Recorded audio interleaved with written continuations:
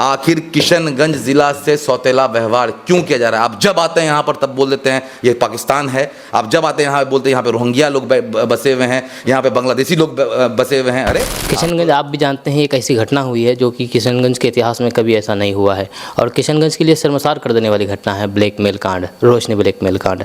अब तक आरोपियों की गिरफ्तारी नहीं हुई है। भाजपा में देखिए क्या एक ट्रेंड निकल गया है क्या कि तुम हिंदू मुसलमान जितना करोगे तुम्हारे ऊपर में आका खुश होंगे और तुमको प्रमोशन पे प्रमोशन मिलता जाएगा। गिरिराज सिंह जी खुद सो गए हैं, उनका दिमाग भी सो गया है। ये जब तक हिंदू मुसलमान पाकिस्तान ये सब नहीं करेंगे तो इनकी राजनीति की रोटी बनने वाली नहीं है और इनका जो भी स्तंभ जो खड़ा है ये इन्हीं मुद्दों पे खड़ा हुआ है। आप जो ये यात्रा निकाले हैं हिंदू जगाने की, तो इसका मतलब आप जो है पूरे हिंदू समाज पे आप टिप्पणी कर रहे हैं कि हिंदू समाज सोया हुआ है।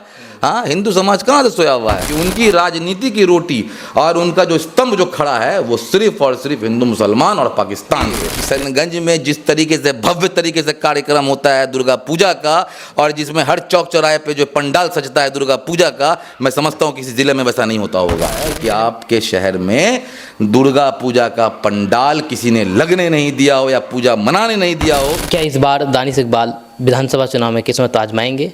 क्योंकि सेवा पानी तो बहुत दिन से चल रहा है, अगर आजमाएंगे तो विधानसभा कौन सा होगा? तो यही रोशनी नाम की लड़की मुझे बोली भी कि जो है मुझे ज़बरदस्ती लोग यहाँ पे पकड़ लिए हैं, मुझे यहाँ से बचा लीजिए। तो मैं तो उस समय कुछ समझा नहीं कि क्या मामला था नहीं मामला था वहाँ पे। हाँ, रोशनी वही रोशनी, मैं वही तो बता रहा हूँ, वही रोशनी। तो जो दो लड़की तो जी दो लड़की थी, एक रोशनी थी एक और लड़की थी जो कहीं से भाग करके आई थी और उसके साथ एक 16 साल का लड़का भी था। लेकिन सवाल तो उठेगा और जवाब तो देना पड़ेगा।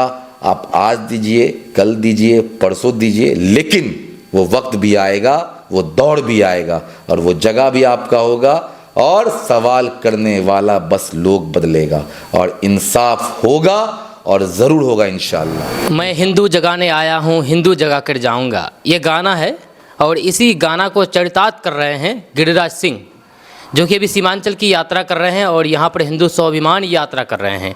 जो कहते हैं कि हम तो हिंदू को जगाने के लिए आए हैं लेकिन मकसद कुछ और है, आप भी देख रहे होंगे। या सीमांचल में आकर के सिर्फ गिरिराज सिंह ही नहीं बल्कि और भी कई सारे बीजेपी के लीडर्स इनको सपोर्ट कर रहे हैं, कुछ इनके खिलाफ भी हैं और जो सपोर्ट कर रहे हैं वो भी इनके सुर में सुर मिला करके बोल रहे हैं। अभी हम इन्हीं मुद्दों को लेकर के यहाँ पर आए हैं दानिश इकबाल साहब के पास और इनसे हम इस चीज़ के बारे में बात करेंगे और भी कई सारे मुद्दे हैं सीमांचल से जुड़े हुए, उन मुद्दों पर भी बात करेंगे। तो दानिश भाई आपका बहुत बहुत स्वागत है KTV लाइव। बहुत बहुत शुक्रिया आपका फिरदौस भाई कि आपके चैनल पे मुझे मौका दिया और आपके माध्यम से जितने भी लोग अभी इस समय मुझे देख रहे हैं मैं सबको तहे दिल से शुक्रगुजार करता हूँ, सबको इस्तकबाल करता हूँ। जी बहुत बहुत शुक्रिया।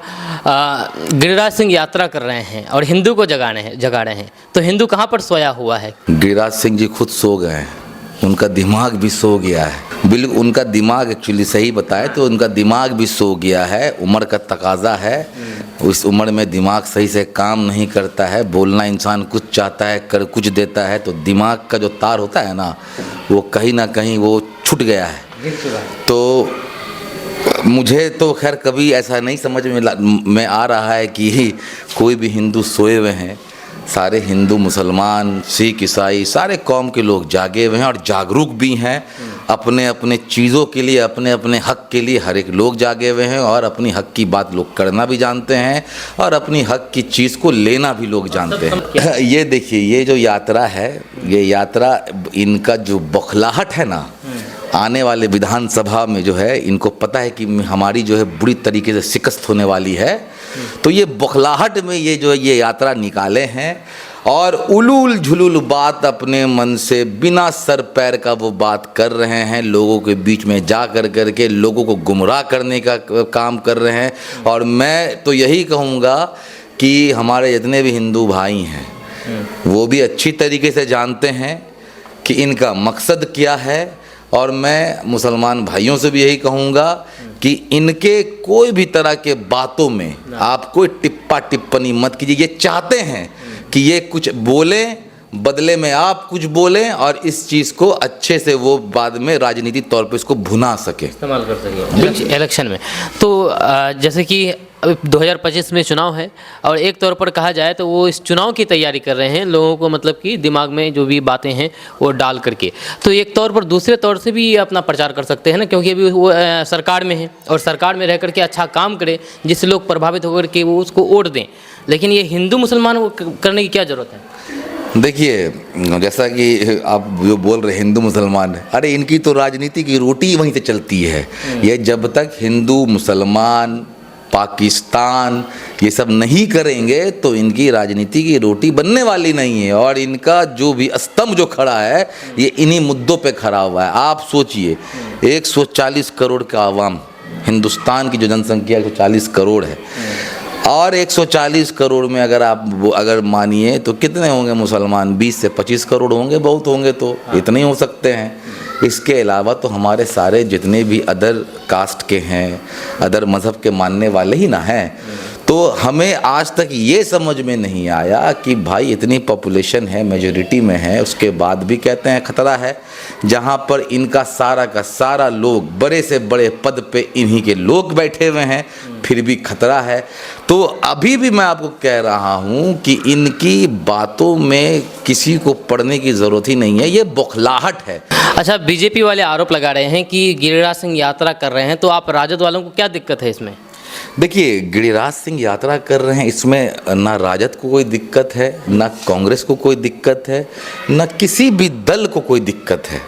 अरे दिक्कत जो है सिर्फ और सिर्फ भाजपा वालों को है, क्योंकि ये जहां भी जाते हैं फसाद और दंगा का माहौल जो है वो समझिए कि बना देते हैं। मैं यही पूछूंगा, मैं हमारे जो केंद्रीय मंत्री हैं आदरणीय गिरिराज सिंह जी से मैं पूछूंगा कि आप जो ये यात्रा निकाले हैं हिंदू जगाने की, तो इसका मतलब आप जो है पूरे हिंदू समाज पे आप टिप्पणी कर रहे हैं कि हिंदू समाज सोया हुआ है। हाँ, हिंदू समाज कहाँ से सोया हुआ है?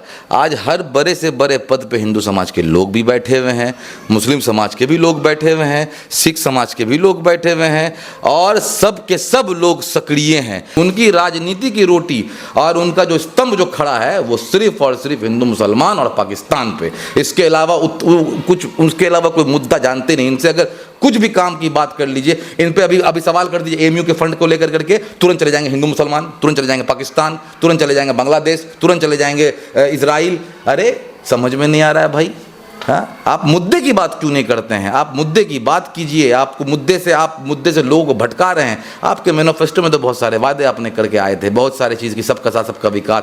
आखिर किशनगंज जिला से सौतेला व्यवहार क्यों किया जा रहा है? आप जब आते हैं यहाँ पर तब बोल देते हैं ये पाकिस्तान है, आप जब आते हैं यहाँ बोलते हैं यहाँ पे रोहिंग्या लोग बसे हुए हैं, यहाँ पे बांग्लादेशी लोग बसे हुए हैं। अरे आप आप सेंट्रल में हैं, आप सरकार में हैं, आपके पास गृहराज विभाग है, आपके पास सारा मंत्रालय आपके पास है। अगर है तो एक ठो भी निकाल के दिखाइए आप, हम भी देखते हैं कहां से आप निकाल रहे हैं। लेकिन उठ पटांग की जो आप बयान आकर के देखे जाते हैं, लोगों के बीच में जो फसाद लगा के जाते हैं, ये चीज अब जो है लोग बर्दाश्त नहीं करेंगे, बर्दाश्त नहीं करेंगे। और आए दिन इस तरह की बातें बोलते हैं कि सीमांचल में घुसपैठे रहते हैं, सीमांचल में लब जिहाद होता है, सीमांचल में थूक जिहाद होता है, सीमांचल में शिक्षा जिहाद होता है, जो कि समझ से पड़े हैं। तो इस तरह से जिहाद जो कि हम लोगों ने भी कभी नहीं सुना है, क्या कहना चाहेंगे इस जिहाद के बारे में? अभी हाल ही फिलहाल का एक घटना सामने जो अब आया है, आप लोग भी सबने देखा ही होगा कि राजस्थान के पास में एक गांव में एक मामला ये हुआ कि एक महिला जो वहाँ पे काम कर रही थी, वो अपने यूरिन से रोटी बनाने का काम करती थी। उससे क्या हुआ, सारे परिवारों का जो तबीयत ख़राब हुआ, किडनी ख़राब हो गया, बहुत सारा मसला मसाइल हुआ। तो लोगों ने उसको अलग से एक दे दिया, लेकिन बाद में आया मामला कि महिला एक हिंदू व्यक्ति थी। तो मेरा साफ साफ ये कहना है कि देखिए, गलत तो गलत, चाहे वो हिंदू रहे, चाहे वो मुसलमान रहे, चाहे वो किसी भी कम्युनिटी का रहे। अरे उसको जात से, उसको कास्ट से आप क्यों नापते हैं? हमको पहले आप ये समझा दीजिए। अरे जो क्राइम कर रहा है वो इज़ अ क्रिमिनल, एक ही वर्ड में, क्रिमिनल का कोई भी जात और कोई भी कास्ट, कोई भी समुदाय नहीं हो सकता है। क्रिमिनल सिर्फ क्रिमिनल ही हो सकता है, उसको आप क्रिमिनल की नज़र से देखें, चाहे वो हिंदू हो चाहे मुसलमान हो। आप वहाँ पर भी जो है जात आप पात कर देते हैं, वहाँ भी जा कर करके आप जो है रिलीजन खोजने लगते हैं। ये क्यों हो रहा है? अभी हाल फिलहाल में हमारे ज़िला किशनगंज में नेहरू शांति पार्क में एक घटना घटी, जहाँ पर बहुत सारे मीडिया लोगों ने आकर के उसको कवर भी किया है, और सुरक्षा कर्मी का बयान तक है, ऑन रिकॉर्ड कैमरा के ऊपर बयान है कि बजरंग दल के लोग वहाँ पे घुसते हैं, आरएसएस के लोग घुसते हैं, 200 से ज़्यादा लोग घुसते हैं और एक मुस्लिम युवक को बुरी तरीके से पीटने का काम करते हैं, और जो दूसरे कास्ट की जो हमारी बहन थी उसको वो चुपचाप से भेज देते हैं। आपने दोनों को अगर भेज देते समझ में आता, समझाते समझ में आता, आप कानून हाथ में लेकर के उस व्यक्ति, उस युवक को आपने बुरी तरीके से मारा और आप कहते हैं लव जिहाद। कौन तरह का लव जिहाद है? अरे मुझे ये समझ में, मैं यहाँ पे इस ज़िला में रहता हूँ, मेरे साथ मेरे हिंदू दोस्त भी हैं, मेरे साथ मेरे मुसलमान दोस्त भी हैं, मेरे साथ मेरे सिख दोस्त भी रहेंगे, महिला दोस्त भी रह सकती है। मैं कल को मैं आपसे वही बोल रहा हूँ, मैं कल को किसी भी हिंदू महिला के साथ अगर मैं कहीं पे बैठ करके बात कर रहा हूँ या मैं कहीं जा रहा हूँ तो कल को मुझ पे भी अटैक कर देंगे ये लोग, ये बोलेंगे लव जिहाद यहाँ पर भी चल रहा है। तो ये चीज़ किस तरीके का आप मतलब जहर बोने का काम कर रहे हैं। और तो और उस महिला जो सुरक्षाकर्मी को ये धमकी दिया गया कि हमारी सरकार है, हमारा राज्य चलता है, हम जो चाहेंगे वो होगा। ये भी महिला ने ऑन रिकॉर्ड बोला है और मैं अपनी ज़बान से कुछ नहीं बोल रहा हूँ, आप मैं मीडिया जा कर के खंगाल लीजिएगा। महिला का पूरा नाम के साथ उसने इल्ज़ाम लगाया है, आवेदन तक दिया है, लेकिन आखिरकार उस आवेदन को ठंडे बस्ते में डाल दिया जाता है। महिला पर जो है दबाव डाला जाता है कि तुम केस वापस ले लो, आवेदन वापस ले लो, तुम्हारा ये हो जाएगा वो। तो ये तो आलम है यहाँ पर। तो मैं आपको ऐसे तो बहुत सारे उदाहरण यहाँ पर दे सकता हूँ कि इनकी जो कहनी और करनी पे जो आपको जो है ना वो साफ साफ समझ में आ जाएगा कि किस तरीके से ये अपनी राजनीति को सेकने के चक्कर में दो कास्ट को, दो समुदाय को आपस में लड़ाने का काम करते हैं। ये हमेशा मतलब समझिए क्या कि जो है दंगा किस तरीके से भड़के, लोग आपस में किस तरीके से लड़ मर जाए, ये सिर्फ और सिर्फ इसी में ही रहते हैं। तो मैं कहूँगा कि अभी भी कहूँगा वक्त है, दिमाग अपना खोलिए, अपने आँख से देखिए आपके ज़िला में, आपके समाज में क्या सही है क्या गलत है, ये आपसे बेहतर और कोई आपको समझा नहीं सकेगा। अच्छा, ये जो चीज़ आप जो बताया कि उस पर महिला पर ही दबाव मतलब कि बना रहे हैं और जो आरोपी हैं उन पर कोई भी कार्रवाई नहीं होती है, तो सरकार नीतीश की है और नीतीश जी बोलते हैं कि ना हम किसी को फंसाते हैं ना ही किसी को बचाते हैं, लेकिन फिर ऐसा बिना संरक्षण प्राप्त किए हुए ऐसे आरोपी फिर कैसे बच जाते हैं? अरे यही तो है, ये जो है हमारे जो अभी बिहार के जो वर्तमान में जो हमारे मुख्यमंत्री हैं आदरणीय नीतीश कुमार जी, मैं क्या कहूँगा, वो बार बार जो एक बोलते हैं कि यार, चाहे वो बोले चाहे भाजपा के लोग बोले कि आरजेडी जंगल राज था। असली जंगल राज अगर देखना है तो इनके सरकार में आपको देखने को बखूबी मिल रहा है कि किस तरीके से एक राज्य के आपके बिहार सरकार के पूर्व मंत्री के घर में घुस करके उनके पिताजी की निर्मम हत्या कर दी जाती है, दिन दहाड़े डकैती हो रही है, दिन दहाड़े लोगों को गोली मार दिया जा रहा है। तो ये सब चीज़ जो है साफ सीधा दिखने को मिल रहा है। और तो और यहाँ पे प्रशासन का जो है इस तरह मोनोपोली हो चुका है कि उनके मर्जी से वो एफआईआर लेते हैं, उनके मर्जी से वो एफआईआर रद्द कर देते हैं, उनके मर्जी से केस रजिस्टर्ड होता है, उनके मर्जी से केस डिसमिस हो जा रहा है।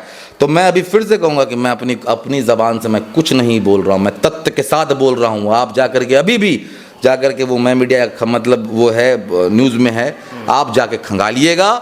महिला सुरक्षा कर्मी का बजाफ्ते आवेदन है, लिखित में आवेदन है और बयान भी ऑन रिकॉर्ड उसका दिया है, नामजद के साथ दिया गया। मैं पूछना चाहूँगा कि क्या हुआ उसके साथ? आखिरकार उस पर दबाव डाल कर करके उस केस को खारिज कर लिया गया, उस मामले को दबा दिया गया।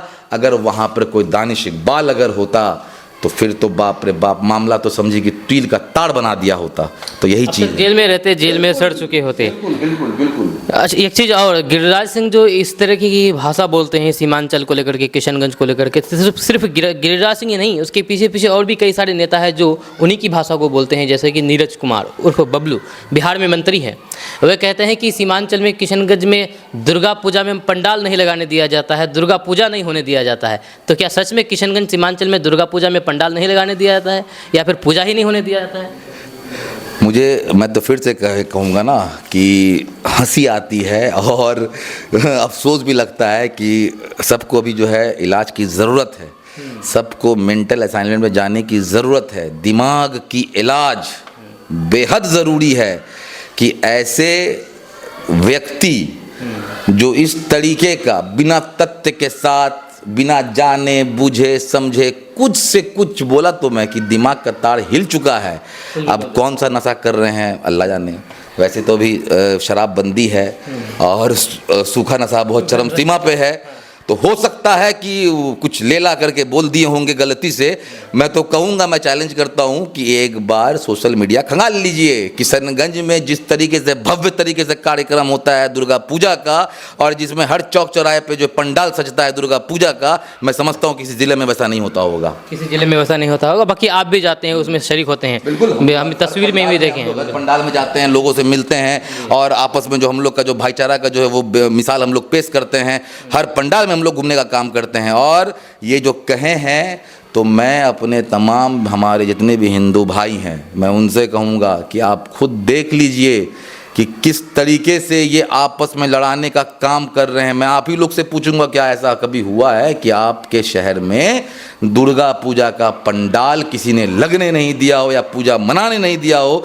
तो ये तो जवाब मैं चाहूँगा कि आप लोग अपने जो जिस मंत्री ने ये बयान दिया है, जिस नेता ने ये बयान दिया है, उसको तो आप लोग जवाब देने का काम कीजिएगा। इस ज़िला में अगर जिस दिन वो लोग आएंगे, तो मैं तो चाहूँगा कि आप लोग काला झंडा लेके खड़े रहिएगा कि हम लोग को ऐसा आदमी यहाँ पर नहीं चाहिए जो सांप्रदायिकता को बढ़ाता हो, जो आपस में मतभेद पैदा करता हो, आपस में लड़ाने का काम करता हो। वैसे लोग को हमारे ज़िले में बिल्कुल आने की अनुमति नहीं है, बिल्कुल प्रवेश नहीं किया जाना चाहिए।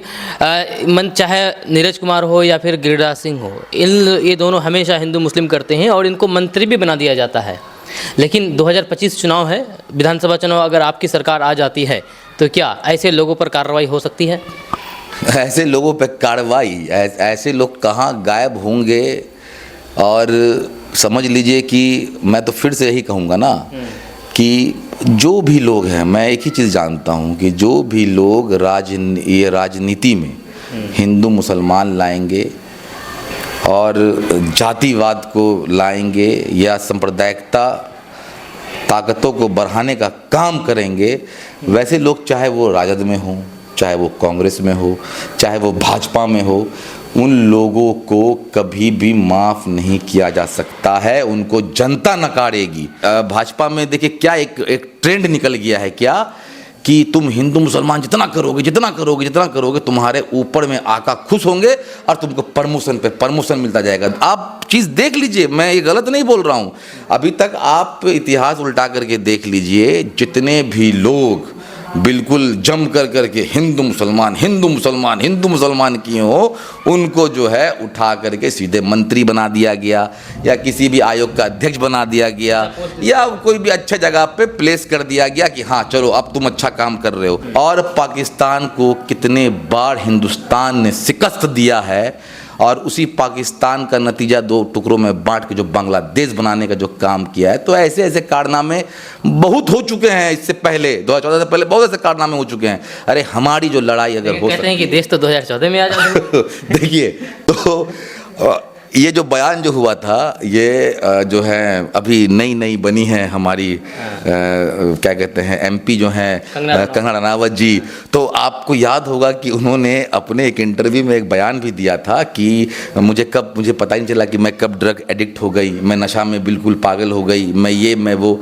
तो आप वहीं से समझ लीजिए कि जो इंसान खुद बोल रहा हो कि मैं नशे की आदी हो चुकी थी, मैं वो, तो तो उससे आप क्या उम्मीद रख सकते हैं कि देश 2014, अरे कोई ठीक नहीं, कल को उसका स्टेटमेंट चेंज हो जाएगा, कल को उनका स्टेटमेंट चेंज होकर के कल को हो सकता है कि आने वाले में भी हो सकता है कि योगी जी को प्लेस किया जाएगा प्रधानमंत्री के लिए, तब वो योगी जी के लिए कहेंगी कि अब लगता है मुझे देश अब सही में आज़ाद हुआ है। गिरिराज सिंह कहते हैं कि हिंदू सुरक्षित नहीं है, हम हिंदू को जगाने के लिए निकले हैं, और जब भी गिरिराज सिंह मुंह खोलते हैं हिंदुस्तान, पाकिस्तान, बांग्लादेश, मुसलमान, यही सब बात करते हैं।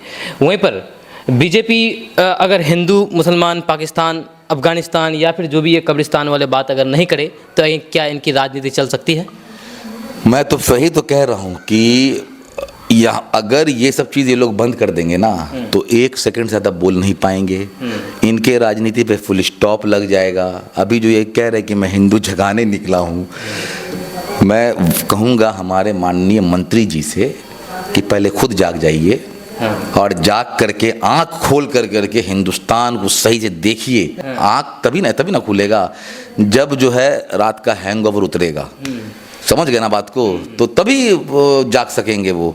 तो मेरे कहने का संदर्भ यही है कि आदरणीय गिरिराज सिंह जी से मेरा ये निवेदन है कि आपने जो भी बयान आप देते हैं, आपके पास उसका कोई भी प्रमाण है, कोई भी साक्ष्य है कि या तो बस कोई आपको आता है कान में बोल के चला जाता है और आप बस बैठ करके तोता की तरह बोल देते हैं? ऐसा तो नहीं है कहीं। ये हिंदुस्तान है और हिंदुस्तान में ये हिंदुस्तान को एक बहुत बड़ा बागीचा कहा गया है और इस बागीचा में तरह तरह के जितने भी फूल हैं, तो ये फूल कौन से हैं? ये फूल आपके कुछ हिंदू समाज के हैं, कुछ मुसलमान समाज के हैं, कुछ सिख समाज के हैं, कुछ ईसाई समाज के हैं, कुछ जैन समाज के हैं, कुछ बौद्ध समाज के हैं।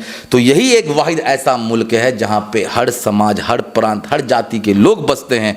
और अगर इस बाग से एक भी आप फूल को उखाड़ के फेंकिएगा तो बाग बदसूरत हो जाएगा। तो इसकी खूबसूरती इसमें है क्योंकि हिंदुस्तान एक बहुत बड़ा डेमोक्रेटिक कंट्री है और इसकी चर्चा और इसकी अच्छाई पूरे दुनिया भर में मशहूर है। गिरिराज सिंह कहते हैं कि मैं सच्चा हिंदू हूँ, लेकिन वहीं पर धर्माचार्य जो कि पंडित हैं वो लोग कहते हैं कि सच्चा हिंदू वही होगा जो मटन चिकन नहीं खाता हो। लेकिन आए दिन गिरिराज सिंह मटन चिकन भी खाते हुए दिखे जाते हैं, तो सच्चा हिंदू वो कैसे है वो खुद अपने आप को नहीं बता।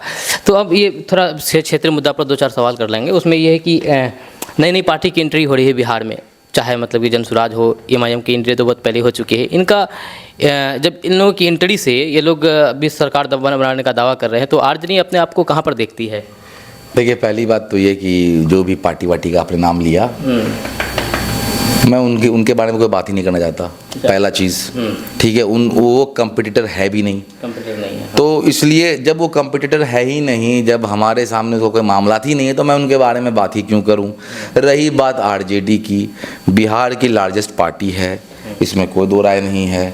और आपने देखा भी होगा कि किस तरीके 2020 में धोखे से हराया गया, छल से हराया गया, क्योंकि मैंडेट जो जनता का था वो इंडिया गठबंधन के साथ था। और आने वाले चुनाव में भी इंशाल्लाह आप लोग देखेंगे कि पूरे बहुमत के साथ इंडिया गठबंधन बिहार में सरकार बनाएगी, एक अच्छी सरकार बनाएगी। इसका एक एग्जाम्पल है, 17 महीने की सरकार जब चली तो आप लोगों ने तमाम ने देखा था कि 2020 के चुनाव में जिस तरह से हमारे नेताजी तेजस्वी यादव जी ने जो बोला था कि अगर हमारी सरकार आएगी तो कैबिनेट की पहली मीटिंग में कलम 10 लाख सरकारी रोजगार देने का हम काम करेंगे। बहरहाल सरकार नहीं बनी, लेकिन जब भी वो सरकार में आए तो आपने देखा होगा कि एक ही दिन में, एक ही वक्त में पूरे ज़िला में, बिहार के हर एक ज़िला में एक ही वक्त, एक ही समय पे, एक ही दिन में 2 लाख से अधिक रोजगार देने का काम हमारे नेता ने किया। और उसका आप एक उदाहरण भी देख लीजिए कि जब ये बात निकली थी, मैं अभी वही कह रहा हूँ कि भाजपा का जो बड़बोलापन जो है यहीं से साबित होता है। जब ये बात निकली थी 10 लाख रोजगार, तो नीतीश कुमार जी ने क्या कहा था कि कहाँ से लाएगा पैसा, बहुत तरह के अभद्र भाषा भी उन्होंने यूज़ किया था। लेकिन उनके बदले में इस बयान का काट करने के लिए JP नड्डा जी खुद मंच पर आकर करके बोलते हैं कि 20 लाख रोजगार हम देंगे अगर हमारी सरकार आएगी। आपकी सरकार रही, एक लंबे अरसे तक रही, कहाँ दिए आप 20 लाख रोजगार? आप बताइए। आप 20 लाख तो दूर के, आप 20,000 भी रोजगार अगर आप दिए होंगे तो आप प्रमाण दीजिए उसका ला करके। लेकिन 17 महीने में हमारी सरकार ने मिल करके दिखाया, हमारे नेताजी ने करके दिखाया। आगे आपका क्या प्लान है? क्योंकि आप भी काफ़ी अपने क्षेत्र में राजनीति में सक्रिय हैं और अलग अलग जगह जाते हैं। क्या इस बार दानिश इकबाल विधानसभा चुनाव में किस्मत आजमाएंगे क्योंकि सेवा पानी तो बहुत दिन से चल रहा है। अगर आजमाएंगे तो विधानसभा कौन सा होगा? अगर मुझे कोई जिम्मेदारी मिली है, मुझे अगर पार्टी ने कुछ अगर दिया है, तो मैं बदले में पार्टी को क्या दे रहा हूँ, मैं आवाम को क्या दे सकता हूँ, तो मैं उस पद के ज़रिए में जितना हो सकता है मैं आवाम की खिदमत में उसको यूज़ कर रहा हूँ, और जितना मुझसे बन सकता है मैं कर भी रहा हूँ। दूसरी बात रही बात की किस्मत आजमाने की, तो पहली बात तो ये कि अभी आपको पता है कि हम लोग तमाम जितने भी लोग हैं गठबंधन में हैं, और यहाँ पे जो जितने भी लोग हैं, चाहे 3 विधानसभा से आरजेडी के ऑलरेडी विधायक हैं और एक कांग्रेस से यहाँ पे किशनगंज सदर से कांग्रेस के विधायक हैं, तो ये तो सवाल ही नहीं सकता कि मैं पार्टी के अगेंस्ट जाऊंगा। पार्टी जिसको चाहेगी उसको टिकट देगी, जिसको बोलेगी वो चुनाव लड़ेगा, तो मेरा वही फैसला होगा जो पार्टी का फैसला होगा, जो पार्टी तय करेगी मैं बस वही चीज़ को अमल करूंगा और उसी में लबैक करूंगा। तो आने वाले वक्त में आप भी देखिए, हम भी देखेंगे कि आने वाले वक्त में क्या होता है। रही बात किस्मत की, अल्लाह को मंजूर अगर जब भी होना होगा और अल्लाह अगर चाहेंगे तो वहाँ भी इंशाल्लाह पहुँचेंगे। ये तो खैर पार्टी की बात रही, बाकी आपकी तरफ से कुछ पहल हो रही क्या? नहीं, मेरी तरफ से कोई ऐसी पहल नहीं है। मेरा क्षेत्र दौरा हमेशा चलता, मैं शुरू से मेरी आदत रही है कि मैं जहाँ मतलब जब से मैं राजनीति कर रहा हूँ मैं आवाम के बीच में, लोगों के बीच में हमेशा बना रहता हूँ। जहाँ ज़रूरत पड़ती मैं वहाँ जाता हूँ, जहाँ से भी लोग मुझे बुलाते हैं मैं वहाँ पे जाता हूँ। तो ये चीज़ मेरा ये बहुत अरसों से 10 साल 12 साल हो गया ये मेरा चला आ रहा है। तो इसमें ये चीज़ कहीं पर भी नहीं है। मैंने पहले भी कहा, मैं अब भी कह रहा हूँ कि मैं पार्टी के अगेंस्ट नहीं जाने वाला। पार्टी जो निर्णय लेगी मैं उस निर्णय के साथ मैं खड़ा रहूँगा, उसके बातों के साथ मैं खड़ा रहूँगा। तो रही बात चुनाव की, तो जब चुनाव आएगा उस वक्त देखा जाएगा किसको क्या मिलेगा, किसको क्या नहीं मिलेगा, वो पार्टी तय करेगी। पार्टी तय करेगी। लेकिन ये एक चीज़ और यहाँ पर गौर करने वाली बात है कि किशनगंज लोकसभा में जितने भी विधानसभा है आप लोगों का कब्जा है, उन सब में युवा कोई भी नहीं है अगर देखा जाए तो। और तेजस्वी यादव जो भी इस बार जो इलेक्शन लड़ेंगे अपना खुद मुख्यमंत्री बनने के लिए लड़ेंगे और उनको पार्टी मुख्यमंत्री बनाने के लिए ही चुनाव लड़ेंगे। तो अब एक युवा हैं, तो ऐसे में युवाओं को मौका मिल सकता है क्या?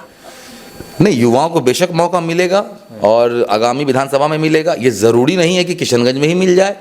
मेरे कहने का मतलब है कि बिहार में इस बार युवाओं को, माइनॉरिटीज़ को अच्छा खासा मौका मिलने जा रहा है। और वो जितने भी लोग इस चीज़ को लेकर के वड़गलाए हैं, जो कोई भी बिचौला पार्टी जो भी अभी आ रहा है जा रहा है, वो एक भ्रम फैला के रखा कि मुसलमानों का ज़्यादती हो रही है, मुसलमानों को अनदेखा किया जा रहा है। तो उसके संदर्भ में नेताजी जो हमारे हैं तेजस्वी यादव जी आदरणीय, उन्होंने बोल भी दिया है कि जिसकी जितनी हिस्सेदारी उसकी उतनी भागीदारी। और ये चीज़ वो आने वाले इस चुनाव में करके दिखाने जा रहे हैं और तमाम जितने भी लोग हैं वो भी देखेंगे। और एक अंतिम सवाल है और एक बहुत अहम सवाल है। किशनगंज आप भी जानते हैं एक ऐसी घटना हुई है जो कि किशनगंज के इतिहास में कभी ऐसा नहीं हुआ है और किशनगंज के लिए शर्मसार कर देने वाली घटना है ब्लैकमेल कांड, रोशनी ब्लैकमेल कांड। अब तक आरोपियों की गिरफ्तारी नहीं हुई है, तो आखिर क्या माजरा क्या है, आरोपियों की गिरफ्तारी क्यों नहीं हुई है, जबकि ये सबसे बड़ा मामला है? तो आप किस नज़र से देखते हैं इसको? सबसे पहले तो ये सवाल तो बनता है प्रशासन से, जितने भी प्रशासनिक अधिकारी हैं ज़िला में, ये तो सवाल अहम सवाल है, ये उनसे बिल्कुल बनना लाजिम है कि इतना बड़ा कांड नाक के नीचे से चलता हुआ आ रहा हो और इस पर अभी तक कोई तरह का मामला तो नहीं हुआ। मैं आपको एक चीज़ बताया, छोटा सा घटना हुआ था, मैं आपको ये बता देता हूँ कि ये जो वीडियो और ये जो फ़ोटो जो लीकेज हुआ था इसके 2 दिन पहले की घटना है। जस्ट ये हमारे बगल की ही बात है। मैं जा रहा था रात में और वहाँ पे काफ़ी भीड़ लगी हुई थी उस घर के बाहर। चौक में? नहीं, ये चौक ये बगल में ही हमारे, जो यहाँ से निकलिएगा ये जीविका ऑफिस है ना, जीविका ऑफिस के आगे में एक लॉज टाइप का बना हुआ है। काफ़ी भीड़ लगी हुई थी, रात का वक्त था, मेरे का तकरीबन 11:30 बज रहा था। मैं उतरा तो काफ़ी लोगों ने मुझे घेर लिया कि भैया ये देखिए मामला यहाँ पर ऐसे है, यहाँ पे 2 लड़की रहती है, 1 लड़की रहती है, बहुत सारे लड़के यहाँ पर आते जाते रहते हैं। तो मैं अंदर गया, देखा तो यही रोशनी नाम की लड़की मुझे बोली भी कि जो है मुझे ज़बरदस्ती लोग यहाँ पे पकड़ लिए हैं, मुझे यहाँ से बचा लीजिए। तो मैं तो उस समय कुछ समझा नहीं कि क्या मामला था नहीं मामला था वहाँ पे। रोशनी वही रोशनी। हाँ रोशनी वही रोशनी, मैं वही तो बता रहा हूँ, वही रोशनी। तो जो दो लड़की तो थी, एक जी 2 लड़की थी, एक रोशनी थी, एक और लड़की थी जो कहीं से भाग करके आई थी, और उसके साथ एक 16 साल का लड़का भी था, जो दोनों भाग करके आए हुए थे यहाँ पे शादी करने के लिए। और जितने भी लोग इस कांड में संलिप्त हैं वो तमाम लोग यहाँ पे मौजूद थे, तमाम के तमाम लोग यहाँ पे मौजूद थे। सब लोगों ने मुझे पकड़ लिया, सभी आरोपी यहाँ पर हाँ मौजूद सभी आरोपी लगभग यहाँ पे मौजूद थे, एक वो फरहान को छोड़ करके, ठीक है, बाकी सारे लोग यहाँ पे मौजूद थे। और सभी लोगों ने मदद के लिए मुझको बोला कि भैया हमको यहाँ से निकालिए, हमको सब पकड़ लिया है, ये वो अपना। तो उस समय तो मैं समझ नहीं रहा था कि मामला क्या है, मुझे लगा प्रेम प्रसंग का मामला है, तो चलो ये लोग आया होगा मिलने के लिए, पकड़ लिया होगा। तो मैं सबको, जितने भी गांव के लोग थे हमारे वहाँ के आसपास के, तो समझा करके मैंने बोला कि सबको धीरा दीजिए, वार्निंग दे दीजिए, और आइंदा से कोई यहाँ पर नहीं आएगा। उन लोग को भी मैंने डांट वाट करके सबको बोला कि एकदम कभी यहाँ पे दिखना नहीं चाहिए तुम लोग को यहाँ पे। तो सबको मैंने बोल बाल के डांट वाट करके वहाँ से मैं निकला। और जो वहाँ के जो लोग थे, जो जिम्मेदारान लोग थे, मैं उनको कह भी दिया कि जब पब्लिक यहाँ से चली जाए, जब खाली हो जाएगा तो भेज दीजिएगा सबको।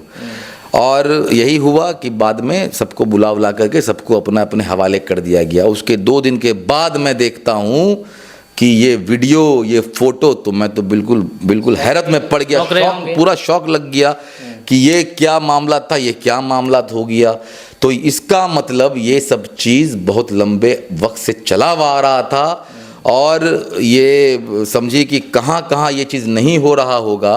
और इसमें पूरे एक समझिए क्या कि एक लंबी चौड़ी इनकी पूरी एक टीम बनी हुई है। ये ऐसा भी नहीं है कि 2-4 लोगों का मामला है, इनकी एक पूरी लॉबी है, एक बड़ा पूरा इनका नेटवर्क फैला हुआ है। उस नेटवर्क के अधीन में ये लोग बैठ के सब काम कर रहे हैं, और इसके पीछे कौन है नहीं है ये भी सवाल का विषय है। और ख़ास तौर पे प्रशासन को इस चीज़ पे देखना होगा। बहुत सारे लोग सामने आकर के बयान दिए हैं कि मुझसे 2 लाख रुपए मांगा गया, मुझसे 10 लाख रुपए मांगा गया, मुझसे 50,000 रुपये ले लिया गया, मुझे इतना रुपए ले गया। तो इतने सारे लोग सामने आकर के ऑन रिकॉर्ड बयान दे रहे हैं आपके सामने आकर के, तो उस बयान का भी क्या है। तो पहले भी मैंने आपको बोला था कि ये सरकार क्या, ये जंगल राज है ही। जब यहाँ की सुरक्षाकर्मी जो है आवेदन लिख करके देती है, ऑन रिकॉर्ड उसका बयान दर्ज किया जाता है, तब उस पर कोई कार्रवाई नहीं होती है। तो यहाँ पे इतने लोग बयान दे के गए होंगे तो उनका क्या महत्व होगा, कुछ महत्व नहीं हो सकता है। तो यही है कि प्रशासन के लोग हो सकता है कि अपने ऊपर के लोगों के आगे दब रहे होंगे, उनको दबाने के लिए कोशिश की जा रही होगी कि इस मामले को ख़त्म कर दो, ठंडे बस्ते में डाल दो, ताकि इस मामला में कोई बात ही ना हो सके। लेकिन सवाल तो उठेगा और जवाब तो देना पड़ेगा। आप आज दीजिए, कल दीजिए, परसों दीजिए, लेकिन वो वक्त भी आएगा, वो दौर भी आएगा, और वो जगह भी आपका होगा, और सवाल करने वाला बस लोग बदलेगा, और इंसाफ होगा, और ज़रूर होगा इंशाअल्लाह। इंसाफ होगा और ज़रूर होगा। तो चलिए, आपका बहुत बहुत शुक्रिया दानिश भाई, आप इतनी कीमती समय देने के लिए हमें। मैं हूं फिरदौस गनी, आप देख रहे हैं KTV लाइव। मेरे सहयोगी हैं महशर आलम। आपका इसके बारे में क्या कहना है, जो भी हम दोनों के बीच में बातें हुई है, आप नीचे सभ्य तरीके से कमेंट बॉक्स में कमेंट करके बता सकते हैं। मिलते हैं नेक्स्ट वीडियो के साथ। जय हिंद, जय भारत।